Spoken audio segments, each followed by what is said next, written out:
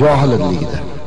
Hali islomga kirmasdan turib, hali dinda qabul qilmasdan turib, Hazrat Umar radhiyallohu anhu ham uylarida ayollari qiz tug'ib qoldi. Qiz tug'ib qolganda kirib ayolini u holatidan achchiqlari keldilar. Ayollariga qulluq bo'lsin deb xursandchilik izhor qilishdi, unga ayolini tarsaki tortdi.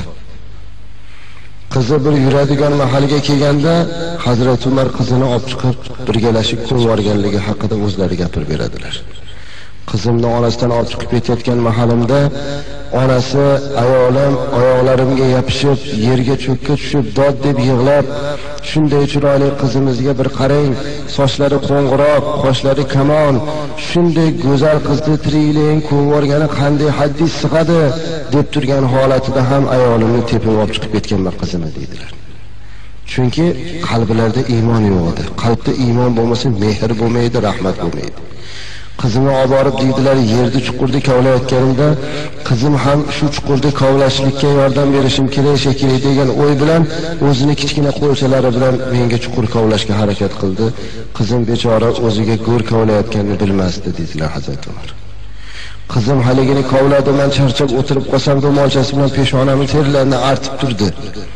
Kovlab bo'lganimdan keyin qizim quchog'imga o'tirib olib, "Otajon, soqollari chang bo'lib ketibdi, tuproq bo'lib ketibdi" deb soqolimni tozalab turgan holatida ham itarib ko'mib yuborganman dedilar. Ustiga turpoq tashlab oyog'im bilan ezib qo'yganman dedilar. Qizim to sahrodan chiqquncha chinqiroq ovozi qulog'imga eshitilib tursa ham qizimga rahmim kelmagan, chunki zarracha iymon yo'q edi dedilar Hazrat Umar. Mana shunday bir johilona hayot kechirardilar. Lekin islom keldi, dinimiz farovon bo'ldi. Rasulimiz alayhisolatu vasallam payg'ambar bo'lib kelganlardan keyin endi aytdilarki, qiz bolani tirikligin ko'rmanglar. Qiz bola Allohning barakasi dedi. Qaysi xonadonda birinchi farzand qiz bo'lsa, o'sha xonadonga Alloh baraka ato qiladi dedilar. Qaysi xonadonga birinchisi qiz bo'lsa, u uyda baraka bo'lar ekan. Endi avvallari sahobalar uyimda qiz bo'lmasan, qizini ko'rib yuboraman deyotganlar, endi islomga kirgandan keyin ayollariga Alloh senga qiz ato qilsin, uyimda birinchisi qiz bo'lsin deb duo qiladigan bo'ldilar.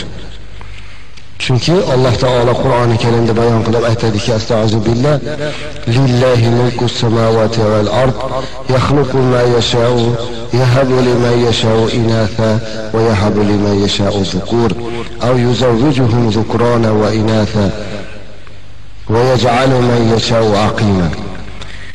Ya'ni Alloh taolo Qur'oni Karimda aytayaptiki, lillahi mulkus samawati val ard. Butun yer osmonning mulki Alloh uchun. Yer osmonning mulki Alloh uchun. Yakhluqu ma yasha'u. Alloh xohlagan narsasini yaratadi. Alloh o'zi aytayapti. Butun yer yuzini egaligi men uchun deyapti Alloh. Yakhluqu ma yasha. Xohlagan narsani yaratadigan Alloh. Yahabu liman yasha'u inatha. Xohlagan kishisiga Alloh qiz beradi. Yahabu liman yasha'u dhukur. Xohlagan kishisiga o'g'il beradi. Yahabu liman yuzawwijuhum dhahra. Xohlagan kishisiga ikkalasini beradi. Egizak qilib o'g'il qizni beradi. Va yaj'alu man yasha'u aqima. U Alloh xohlaganini aqim qilib qo'yadi, befarzand qilib yaratib qo'yadi dedi. Bepush qilib qo'yadi dedi. Demak, bu hammasi Allohning ishi. Qiz berguvchi ham Alloh, berguvchi ham Alloh ekanligini Alloh Qur'oni Rabboniyda tushuntirdi. Shundan keyin johilona qilig'lardan qaytgan musulmonlar endi qiz bolani tirikligin ko'mishlik kerak emas ekan degan xulosaga kela boshladilar. Payg'ambarimiz alayhisolatu vassalam aytardilarki, qiz bola otasini do'zaxdan to'sadigan pardasi bo'ladi deyardi. Oysha onamizdan bo'lgan rivoyat hadisda Oysha onamiz aytadilarki, جاءتني امرأة ومعها ابنتيها تسألني شيء ولم أجد غير تمر واحدة dedilar. Men uyimda o'tirdim deyaptilar Oysha onamiz. Bir kambag'al ayol ikkita qizini yetalab kelib qoldilar. Tas'aluni shay, mendan biror narsa so'rar edilar. Kambag'al bo'lganligidan u ayol o'yladiki, Rasulullāhdek zotni xonadoniga borsam, albatta u joyda bir narsa bo'ladi, menga beradi, qizim bilan ovqatlanib olaman degan maqsadda kelgan edi. Oysha onamiz aytibdilarki, shunday Rasulullohning hujrasida turgan Rasulimiz jufti haloli bo'lgan onamiz aytibdilarki, uyimda o'sha ayolga bergani bir burda non ham topolmadim dedilar. Shunday Rasulullāhdek zotli uyida bir burda non yo'q edi ekan. Hech narsa topolmadim. Aylanib bir dona xurmo topib oldim dedilar. Bir dona xurmo topib fa'ataytuha, xurmoni olib kelib beruvdim. Qassamat habayna iblatayha. Haligi xurmoni ikkiga bo'lib, ikkala qiziga berdilar. Hali ayol o'zi yemadilar. So'ngra chiqib ketdilar. Shunda Rasululloh sollallohu alayhi vasallam keldi, men bu xabarni aytdim dedilar Oysha onamiz. Ya Rasululloh, bir ayol keldi, ikkita qizi bilan shunday kambag'al uyimizda berganingizda bir dona xurmo beruvdim, shuni ham ikkiga bo'lib chiqib ketdilar deydi. Rasulimiz yig'ladilar. Yig'lab yuborib aytdilarki, qaniydi shu qizlarni birortasi tarbiya qilib qo'ygan deydi, do'zaxdan to'sadigan pardasi bo'lardi o'sha odamda dedi. Al-banat va hijabullar dedi. Qizlar do'zaxni to'sadigan pardasi bo'ladi. Payg'ambarimiz alayhisolatu vassalamning mana shu hadis muboraklariga qiz bola do'zaxdan to'sadigan parda bo'ladi degan hadisiga ulamolar quyidagicha sharh beribdilar. Nima debdilar? İza kana yawmul qiyamati yafurru kullu insanin min abihi va ummihi debdilar. Agar qiyomat qoyim bo'lsa, deyaptilar ulamolar. Qur'onga asoslanib, hadisga asoslanib bu gapni gapiryaptilarki, qiyomatda hamma bir-biridan qochib qoladi. Ota boladan qochadi, bola otadan qochadi, aka ukadan qochadi, hech kimni tanimay qoladi. O'ng tomonimizda daftarimiz savobi, chap tomonda gunoh yozilgan daftarni tarozini ikki pallasiga qo'ysa, qaysinisi og'ir kelsa shunga hukm qilinaveradi u yerda. Ana endi o'sha yerda gunohimiz og'ir kelib ketib qoldi. Savobimiz ham bor, lekin gunohimiz og'ir kelib ketdi.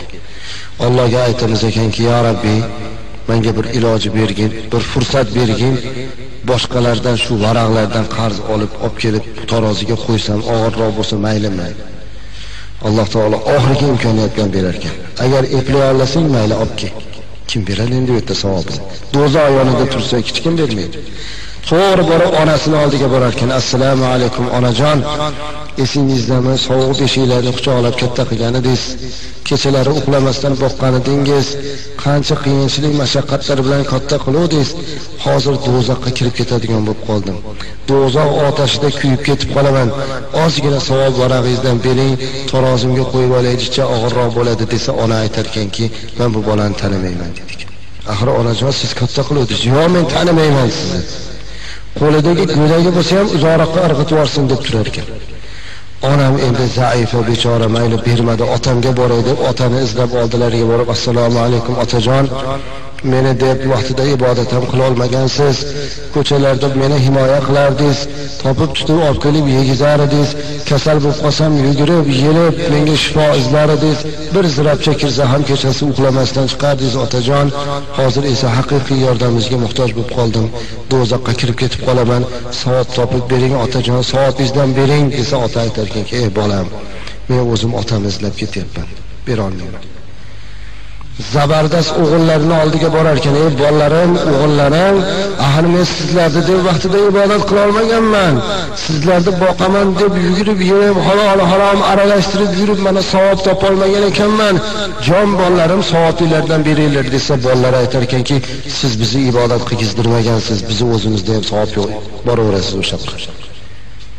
Hamma noumid endi taqdirga tan berib qaytib kelyapsa, agar bitta qizi bo'lsa, shu qizini musulmon qilib tarbiya qilgan bo'lsa, mastura qilib tarbiya qilgan bo'lsa, namozxon qilib tarbiya qilib qo'ygan bo'lsa, shu qizini jannatga hukm qilib turgan bo'lsa, o'sha qiz shunda otaning yo'lini to'sib chiqar ekan. Ya abi, otajon, nega mendan savob so'ramadingiz? Ey qizim, onam bermadi, otam bermadi, zabardast o'g'illarim bermadi, siz bechora bir zaifa bo'lsangiz, sizdan qandoq so'rayman?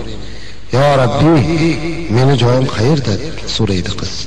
Alloh aytadiki, ey zaifa, sen 5 mahal namozingni o'qiding, o'zingni nomahramlardan bekitding, chiroyli islomiy yurding, eringni rozi qilding, endi seni kiradigan jannat. Ya Rabbi, menga yetib, otamning xizmatini qilaman deganda boshqa uyga ketib, boshqasini ota qilib, yerda xizmatini qilib o'tib ketib, endi jannatda ham otamsiz bo'lamanmi? Otam jannatga kirmasa kirmayman jannatga. Otam bilan birga kiraman jannatga. Do'zaxda eshigiga turib olar ekan, parda bo'lib olar ekan. Shuning uchun Rasulimiz qiz bola do'zaxdan to'sadigan parda debdilar. Alloh taolo o'sha zaifa qizni hurmatidan otani jannatga olib kirdirar ekan.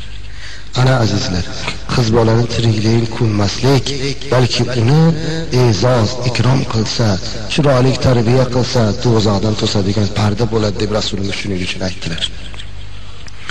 Hozirda ham shunaqa johillik odati bo'lib qolyapti. Agar xotini bitta nechta bir ikkita uchta qiz ko'rib tug'ib qoladigan bo'lsa, haydab borayotganlar bo'lyapti. Qaynona, qaynotalar zulm qilyapti kelinga. Ey azizlar, farzand berguvchi Alloh, qizda ham o'g'ilda ham Alloh beradi. Kimga qarshi chiqyapsiz? Alloh bilan urushamiz. Balkim o'sha kelinimiz, ayolimiz qiz tug'ayotgan bo'lsa, uni peshonalaridan o'pib, Alloh rozi bo'lsin onasi, menga bitta emas 3 ta do'zaxni pardasini qilib berdi-yu to'sadigan deb xursand bo'lish kerak.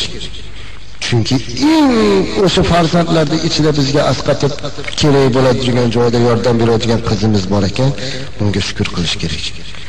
Avvallari qiz bolalarni tirikligini ko'rib bo'lsa, hozir onani qornidan maydalab ovoryapti.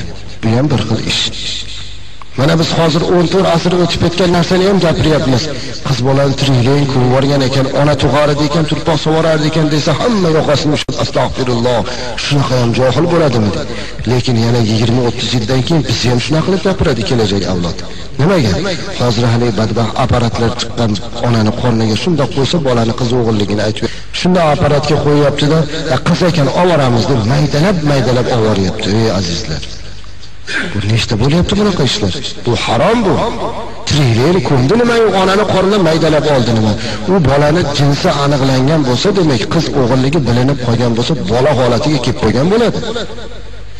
Bola holatiga kelib, u bir odam qiyofasiga kirib, shakli shamoyili chiqib, yuragi urib, insonning yuragi bir marta urishiga Alloh deb uradi. Har urganda Alloh deydi. Go'dayning yuragi onani qornida urishni boshladimi, Alloh deya boshladi uni qalbi. O'shunday holatda turib, uni qiz o'g'illigi ajralib bo'lgandan keyin apparatga qo'yib shunday qarab turib, "Bu qiz ekan, menga qiz kerak emas, ogiz boraman" deydi-da boradi, uni ogizishlik uchun maydalab oladi. Tirikligini ko'mdi nima-yu bu nima azizlar? Agar shu holat ketaveradigan bo'lsa 20-30 yildan keyin xuddi bizga o'xshab bizdan kelajak avlod qo'liga mikrofonni olib, bundan 20-50 yil burun bobolarimiz, otalarimiz shunday qilgan ekan, johil bo'lgan ekan deb turishlikdan Alloh saqlasin. Shuning uchun bir fikr qilib qo'yish kerak. Bir o'ylanib qo'yish kerak. Bu qiz bo'lsa Allohning marhamati ekan, qo'yaver. Tavallud bo'laversin. Rizqini Alloh beradi. Qiz bola Allohning barakasi ekan deydigan narsaga o'rganish kerak. Chunki qiz bola omonat azizlar. Ana endi qiz bola berilingandan keyin bu do'zaxdan pardasi bo'lishlikka muvofiq qilib tarbiya qilish kerak. Qanday qilamiz? Balog'at yoshiga yetishi bilan unga ro'mol o'ratamiz, uzun ko'ylak kiydiramiz, nomahramlardan himoya qilishni boshlaymiz. Mana bunday tarbiyasini chiqarib qilamiz, erni rozi qiladigan qilamiz, Allohni rozi qiladigan qilib tarbiya qilamiz. Agar shunday qilmasdan qizimizni behayo, sharmanda qilib qo'yib qo'ysak, u holatda unda bizga katta bir ziyon kelib qoladi. Payg'ambarimiz alayhisolatu vasallamki, لعن الله من يلبس لباس لعن الله الرجال يلبس لباس النساء ولعن الله المرأة تلبس لباس الرجال dedi. Yani bir erkek kishi bo'lib turib, ayol kishining kiyimini kiysa, unga Allohning la'nati bo'lsin dedi. Alloh la'nat aytarkan, farishtalar la'nat aytarkan, Rasulimiz la'nat aytibdi. Agar o'zi erkak bo'lib turib, ayolning kiyimini kiysa, agar o'zi ayol bo'lib turib erkakning kiyimini kiysa ham la'nat bo'lsin bunga deyapti. Bunga ham la'nat aytarkan. Hozir ko'chada 70% qizlarimiz shim kiyib yuribdi. Ko'chada demak qancha shunaqa qizlarimiz yurgan bo'lsa, to'xtamay unga Allohning la'nati tushib turadi. Siramiz bu hammamizda bor azizlar. Hammamizda bor. Biz o'zimizning qarindosh urug'larda ham bor bu narsa. Ben bir ikkita joyda gapirsam o'zini kichik. Bor bu badbaxtlar hamma joyda. Lekin alhamdulillah biz gapiraveramiz. Mana o ammami qizi shunaqa yurar ekan, falonchi amakini qizi bunaqa yurar ekan, men gapirmayman deydigan odam emasmiz. Gapiramiz. Ularga ham taalluqli bu narsa. Kim bo'lishidan qat'iy nazar, bizni qarindoshimizmi, birodarimizmi, bu hammamizga taalluqli. O'zimizning qizimizni biz mahkam ushlaymiz. Ayolimizni ushlaymiz. Gapimiz o'tadigan odamni ushaveramiz. Qolganiga xuddi shunaqa qilib gapiraveramiz. Alloh taolo insof bersin. Shuning uchun siz azizlarga aytayotganimiz, bu meni palonchisimda yoki qarindoshimda shunaqa bor, gapirsam malol kelib qoladi, ko'niga kelib qolamiki deyish kerak emas. Bu narsani to'xtatish kerak. Chunki la'nalloh, Allohning la'nati bo'ladi. Farishtalarning la'nati bo'ladi. Butun dunyo xalqining la'nati bo'ladi. Agar qiz bola o'g'il bolaning libosini kiyib yursa. Yoki o'g'il bola qiz bolaning libosini kiysa. Bu meni gapirmasdan nima qilaylik? Shariatning hukmi bu. Kim hozir shu yerda o'tirganlarga chiroyli ekan deydi, hech kim aytmaydi. Hamma yomon ko'radi. Juda ham qizlarimiz xunuk liboslarga o'tib ketdi. Yomon bo'ldi bu narsa. Juda xunuk. Endi buni aytmasak azizlar, bu qiz bola bizga omonatligini eslatib qo'ymasak, shu holatga ketib qoladi deb qo'rqamiz. Bu omonat azizlar. Omonat. Payg'ambarimiz alayhisolatu vassalam qiz bolani katta omonat dedi. Shuning uchun bu qiz bola ertaga kimnidir onasi bo'ladi, kimnidir jufti haloli bo'ladi. Bizga vaqtincha berilgan xolos. Biz buni chiroyli tarbiya qilib ushab o'zini egasiga topshirib olishimiz kerak, boshqa gap yo'q. Boshqa gap yo'q. Payg'ambarimiz alayhisolatu vassalam ham xuddi shunday qildilar. Qizlarni eson-omon qilib uzatdilar. Biz qiz bola omonatini bajarish deganda nimani tushunamiz? 100 ta ko'ylak qilishlikni, 100 ta to'shak ko'rpa qilishlikni tushunamiz. Bu omonat emas bu. Bunaqa narsa buyurilmadi. Payg'ambarimiz alayhisolatu vassalam qizlari Fatima onamizni uzatganlarida ikkita yostiq ichiga xurmo bargi to'ldirilgan. Xurmoda bargi to'ldirilgan yostiq. Bitta yakandoz, bitta bir pardali bir narsa qildi, xolos boshqa narsa qila olmadilar. Yig'ladilar. Dunyo bilan ovora bo'lib qoldimi deb yig'ladilar. Qizlarga shu narsani qilib ham. Fatima onamizni turmushga bergandan keyin aytdilarki, qizim Fatima, Hazrati Ali bir narsa olib kelmaguncha so'ramagin, olib kelsa keyin yegin, olib kelmasa so'rama dedi. Hazrati Ali bir kuni uyga kirsalar, Fatima onamiz xushdan ketib qolgan ekanlar. "Ey Fatima, nima bo'ldi senga?" deb betlariga urib o'ziga kiygizuvdi. "Qornim ochib ketdi shekilli" dedi. "Bir haftadan beri uyimizda yegulik narsa yo'q." "Nega shuni aytmaysan?" dedilar. "Otam Ali olib kelsa ye, olib kelmasa so'rama degan uchun so'ramadim" dedilar. Hazrati Ali tashqarida ishlar bilan jihod, da'vat bilan uydan yetsa chiqadilar. Qarang, shunday zotidalar, qizlarni shunaqa tarbiya qiluvdilar. Tunokini bir joyda ikkita oilaning mojarosiga aralashishimga to'g'ri kelib qoldi. O'zimiz yosh bo'lganimiz bilan eng nechta oilaga aralashamiz ekan, domlachilik ekan. Bir odam keldi, shunaqa qizi kelinim bilan kelinining o'rtasida bir kelishmovchilik bo'libdi. Qiz tomondan ham kelishdi, shuni isloh qilib bering. Borib surishtirdik, nima bo'ldi desak, qiz tomonda otasi aytibdiki, "Ha, qizim och qolibdi." Ey astag'firulloh deng, hozirgi zamonda ham och qoladimi? Qanday degan gap? To'g'ri, qizingiz xomdon pista chaqmagandir, bodom chaqmagandir, lekin och qoldi desangiz tuhmat bo'ladi. Bitta to'rg'am non, 100 gram non 100 rakat namozga quvvat beradi. Qanday och qoladi? Shunday urush davrlarida otalarimizni, movalarimiz och qoldim deb ajramagan. Qiz bola och qoldi deb ajratadi. Hali joyda juda xafa bo'lib gapirdik. O'sha Fatima onamizning holatlarini eslab gapirib berdik. Shu bilan sal ta'sirlangan bo'lsa ajab emas, oxiri nima bo'lganini bilmadik, ular islohga keladigan bo'lib qolishdi. Mana bu narsalarni ko'rib turib, biz o'sha xalqning ichida yurganligimiz uchun shu narsalarni o'zlariga keyin qaytadan aytishimizga to'g'ri kelyapti. Birodarlar, mana holatlar bo'lyapti. Chunki tashqaridan ko'rib turgan odam biladi. Bu ochlik, qiyinchilik deb turib ajrataveradigan bo'lsa, oila yo'qolib ketadi unda. Rizqi berguvchi Alloh. O'sha kuyovning haqqiga duo qilib tursin, Alloh yaxshi rizq beradi. Bir kuni Rasululloh alayhisolatu vasallamga xabar kelib qoldiki, qizingiz Fatima kasal bo'lib qoptilar, sizni chaqiryapti ekan. Rasululloh alayhisolatu vasallam juda bezovtalanib ketdilar. turib yugurganlarcha qizining uyiga bordi. Eshikni taqillatdilar. Bu ham islomda odobi. Eshikni taqillatib kirishlik ham odob. Onanikimi, otanikimi eshik taqillatib kiriladi. To'g'ridan to'g'ri kirib ketilmaydi. Eshikni taqillatuvdilar. Fatima onamiz ichkaridan "Man huwa?" "Kim u?" dedilar. "Ana abuk, men otangizman, Rasulullohman" dedilar. "Intazurini ya abi, ozgina kutib turing" dedilar Fatima onamiz. Jinday kutib tursinlar. Rasulimiz kutib turdilar. Bir qancha muddat o'tib ketdi, darak yo'q. Hayron bo'ldilar. Shariat bo'yicha 3 marta taqillatadi, 3 martada ruxsat bermasa qaytib ketish kerak. Shariatning buyrug'i shu.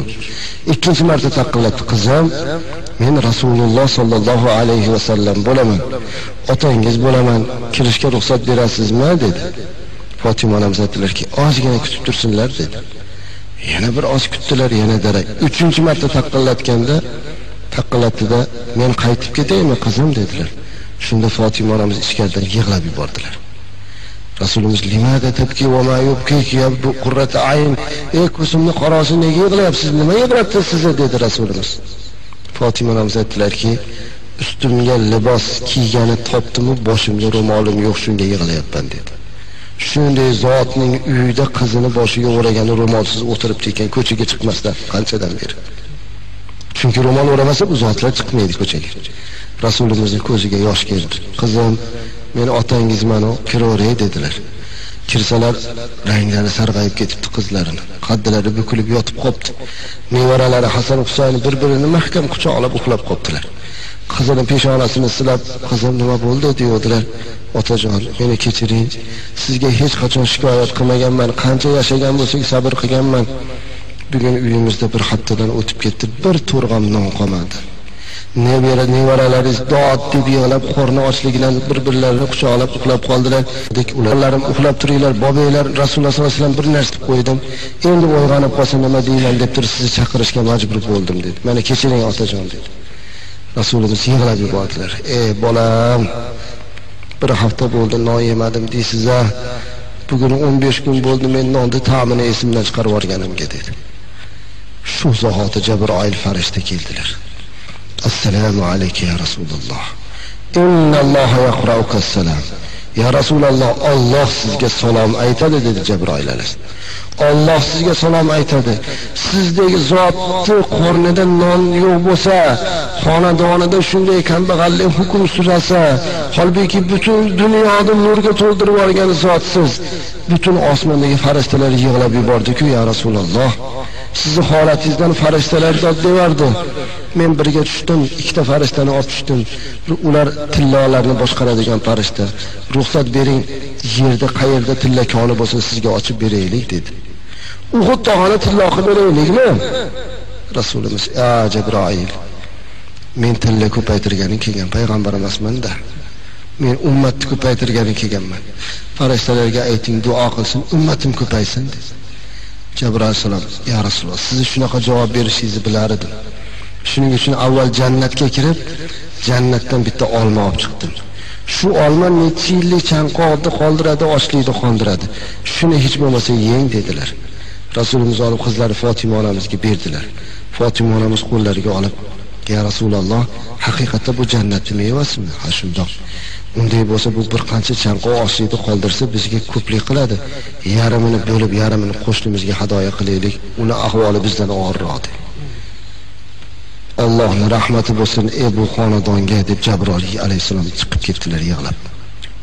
Qarang azizlar, o'zlari bir necha kundan beri ovqat taomlari behush yig'lab yotibdi-yu, yana qo'shnim mendan yomonroq bunga yordam beradi deydigan qizni tarbiya qilgan Rasulimizga salovatlar bo'lsin. Qizimizni shunday tarbiya qilaylik. Uydagi kamini olib kelmasin, ko'pini olib kelsin. Yomonligini yashirsin, yaxshiligini oshirsin. Shunday qilib tarbiya qilib olib borsa, u qizimiz baxtli bo'ladi. Kelinlarimiz shunday holatda qilib bo'lsa, Xudo anda bir-biri bilan ittifoq bo'ladi. Buning uchun o'sha qizni shunaqa qilib qo'yish kerak.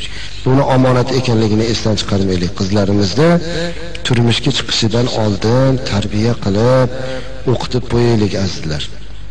Ularga g'uslni, tahoratni o'rgatadigan otimbiga beraylik. ularda Allohning la'natini oladiganlardan qilib qo'ymasak, inshaalloh shu qizlarimiz orqali ajablashki, Alloh bizni jannatga daxil aylasa. Duo qilaylik, ya Rabbi. Mana bu xonadon ahllari bugun bitta omonatdan qutulyapti ekanlar. Bu omonatlarni bajarmaganlarga Alloh muborak qilsin. Qizlari borgan joyda baxt va saodatli bo'lsin. Shariatga muvofiq hayot kechirsin. Otalariga o'sha parda bo'ladigan, gunohdan to'sadigan qizlardan bo'lsin. Erini rozi qiladigan, qaynota qaynonani rozi qiladigan, Allohu azza va jallani rozi qilib xohlagan jannatli eshigidan kiradigan qizlardan bo'lsin. Va sallallohu ala Muhammadin va ala ali Muhammad va barik. Allohu akbar. Assalomu alaykum va rahmatulloh. Barakalloh. Salomat bo'linglar.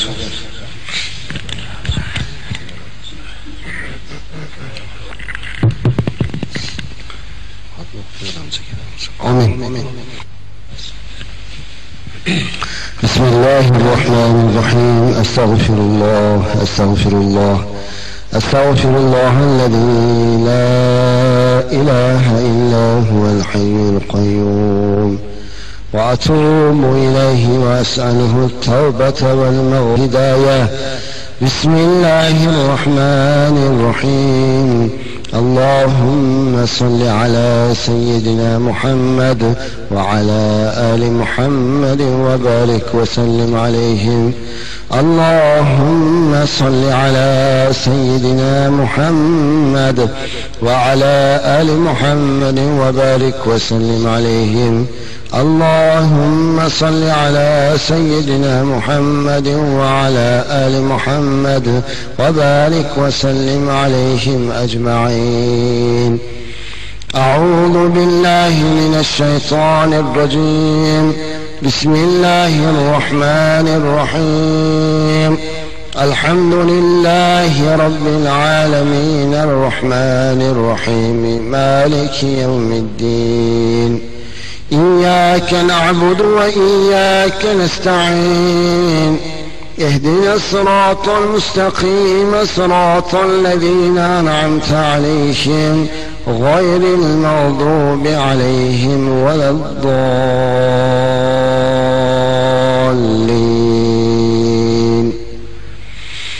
بسم الله الرحمن الرحيم. ألم نشرح لك صدرك ووضعنا عنك وزرك الذي أنقض ظهرك ورفعنا لك ذكرك فإن مع العسر يسرا إن مع العسر يسرا فإذا فرغت فانصب وإلى ربك فارغب. بسم الله الرحمن الرحيم. ألم نشرح لك صدرك ووضعنا عنك وزرك الذي أنقض ظهرك ورفعنا لك فإن مع العسر يسرا إن مع العسر يسرا فإذا فرغت فانصب وإلى ربك فارغب. بسم الله الرحمن الرحيم. ألم نشرح لك صدرك ووضعنا عنك وزرك الذي أنقض ظهرك ورفعنا لك ذكرك فإن مع العسر يسرا إن مع العسر يسرا فإذا فرغت فانصب وإلى ربك فارغب. بسم الله الرحمن الرحيم. قل هو الله أحد الله الصمد لم يلد ولم يولد ولم يكن له كفوا أحد. بسم الله الرحمن الرحيم. قل هو الله أحد الله الصمد لم يلد ولم يولد ولم يكن له كفوا أحد.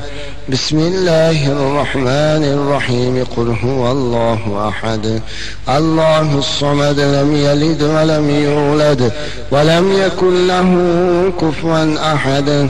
بسم الله الرحمن الرحيم. قل هو الله أحد الله الصمد لم يلد ولم يولد ولم يكن له كفوا أحد. بسم الله الرحمن الرحيم. قل هو الله أحد الله الصمد لم يلد ولم يولد ولم يكن له كفوا أحد. بسم الله الرحمن الرحيم قل هو الله أحد الله الصمد لم يلد ولم يولد ولم يكن له كفوا أحد بسم الله الرحمن الرحيم قل هو الله أحد